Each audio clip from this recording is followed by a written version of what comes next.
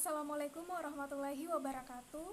Perkenalkan, nama saya Novia Sari dengan NIM 196500006 dari kelas A. Baik, pada kesempatan kali ini saya akan menjelaskan apa itu sensor lokasi GPS GY Neo N6MV2, lalu dataset dan spesifikasinya, dan bagaimana sih penerapan dari sensor lokasi ini dalam kehidupan sehari-hari. Nah, baik, langsung saja kita mulai dari pengertian ataupun apa itu sensor lokasi GPS. Nah, sensor GPS atau Global Positioning System merupakan suatu modul untuk mendeteksi lokasi dengan menangkap dan memproses sinyal dari satelit navigasi. Nah, jadi modul GPS Neo N6MV2 ini merupakan modul GPS versi kedua dengan kemampuan dapat menangkap hingga 22 satelit dan mengidentifikasi lokasi di mana saja di dunia. Nah, modul ini juga membutuhkan konsumsi daya rendah sehingga cocok untuk proyek dengan power supply baterai nicat atau LiPo atau lithium polimer. Nah, mengingat kita berbicara mengenai GPS, dulu itu para pelaut kita melakukan proses navigasi dengan berpatokan pada tanda-tanda alam. Nah, misalnya itu berdasarkan posisi bintang di langit. Nah, itu mereka melakukan pembacaan peta secara manual. Nah, tentu saja itu tidak serta-merta bisa menentukan posisi mereka secara akurat ataupun tepat. Nah, jadi di era digital, dengan kehadiran GPS atau Global Positioning System ini sangat membantu dalam proses navigasi sehingga pengguna gadget pun dapat melakukan ataupun langsung menentukan lokasinya secara instan dan akurat. Nah, jadi kemampuan GPS ini dalam menentukan lokasi banyak diaplikasikan, baik itu dalam software, kemudian tepatnya software navigasi, kemudian di bidang olahraga, kemudian di bidang militer juga, dan dalam kehidupan sehari-hari banyak sekali manfaat dari sensor GPS ini.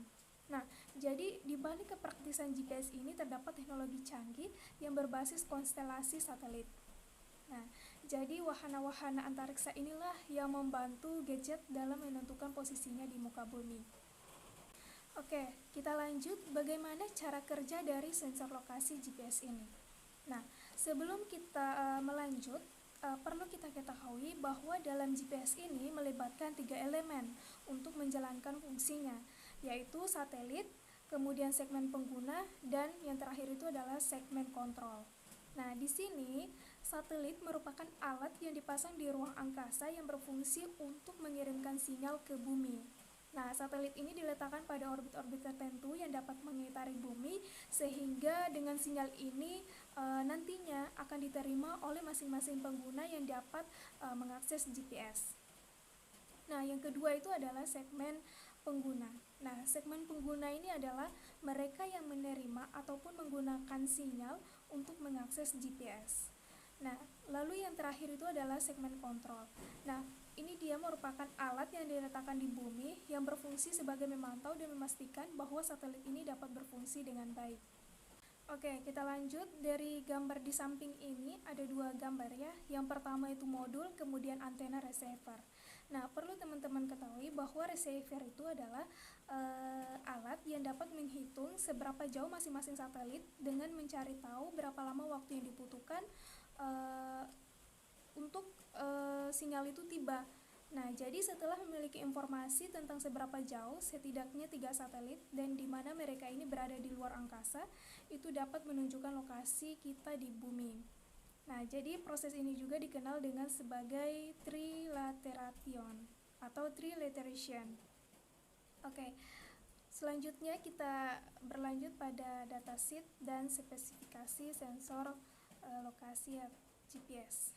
Baik, yang pertama itu ada penerima GPS mandiri, kemudian teknologi anti jamming, kemudian word interface pada pin output, kemudian dia juga berada di bawah 1 detik untuk time to first fix dan ID start, dan operasi kisaran suhunya itu sekitaran minus 40 derajat Celcius sampai 85 derajat Celcius. Nah, adapun jenis receiver yang digunakan itu adalah 50 saluran frekuensi L1 GPS SBAS. Nah, kemudian waktu pertama untuk memperbaikinya itu untuk di dingin mulai dari 32 sekon, untuk hangat mulai dari 23 sekon, untuk hot star-nya itu lebih besar dari 1 sekon. Nah, laju pembaruan navigasi maksimumnya itu adalah 5 Hz dengan serial baud komunikasi default 9600 bps, dan EEPROM-nya itu dengan baterai cadangan seperti yang bisa dilihat. Kemudian ada sensitivitas antenanya juga, dan tegangan supply yang telah dibatasi yaitu sekitaran 33 volt sampai 3,6 VDC, dan arus DC maksimumnya itu pada setiap output 10 mA. Nah, adapun batas operasinya juga itu dia berada di gravitasi dengan ketinggian 50.000 meter dan dengan kecepatan 500 meter per sekon. Oke, pembahasan selanjutnya adalah penerapan sensor lokasi GPS GY Neo 6MV2 dalam kehidupan sehari-hari. Nah, contoh kasusnya itu adalah di saat pandemi COVID-19 saat ini angka kejahatan itu makin meningkat. Hal ini karena berbanding lurus dengan angka pengangguran yang meningkat. Jadi kejahatan yang paling banyak itu adalah salah satunya begal dan pencurian kendaraan bermotor. Nah, dari contoh kasus inilah maka akan dibuat GPS tracker menggunakan GPS Neo 6M dan SIM800L berbasis Arduino Uno. Jadi alat ini nantinya akan berfungsi untuk melakukan pelacakan posisi kendaraan kita menggunakan GPS. Oke, kemudian kita lihat gambar di samping ini adalah skematik diagram GPS tracker. Nah, di sini ada modul-modul yang digunakan, baik itu Arduino Uno. Jadi untuk microcontrollernya itu Arduino Uno yang akan memproses data yang didapat dari modul SIM800L berupa pesan yang nantinya akan menjalankan perintah selanjutnya. Kemudian ada pula SIM800L, ini akan berfungsi untuk mengirim dan menerima data menggunakan SMS. Nah, yang ketiga itu ada buzzer. Nah, buzzer ini nantinya akan hasil outputnya itu berupa bunyi ataupun seperti bunyi klakson nantinya. Kemudian modul GPS Neo 6M ini berfungsi untuk mengirim dan menerima data koordinat ataupun kecepatan dan ketinggian dari satelit.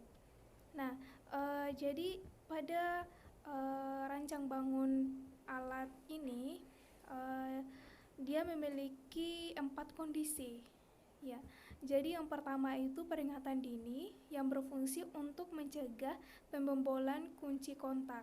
Nah, yang kedua itu adalah starter mesin jarak jauh.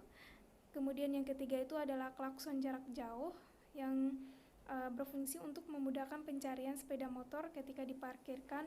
Kita lupa dalam memarkirkan sepeda motor kita. Dan yang keempat itu adalah GPS tracker yang berfungsi memberikan informasi titik koordinat, ketinggian, dan kecepatan sepeda motor.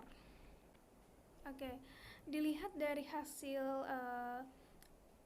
hasil percobaan ataupun pengujian dari implementasi pengendali GPS tracker pada pelacakan posisi kendaraan sepeda motor itu dia seperti yang telah saya jelaskan di awal, ada 4 kondisi, di mana kondisi pertama itu dia akan mengirimkan sinyal berupa peringatan dini dalam bentuk SMS. Kemudian untuk mengetahui posisi kendaraan kita itu kita menggunakan Google Maps smartphone. Jadi dalam pengujian GPS tracker ini diawali dengan mengirimkan pesan, kemudian posisi kendaraan kita, kemudian ada SMS balasan yang berisi pesan berupa koordinat kendaraan ataupun ketinggian kendaraan dan kecepatan kendaraan.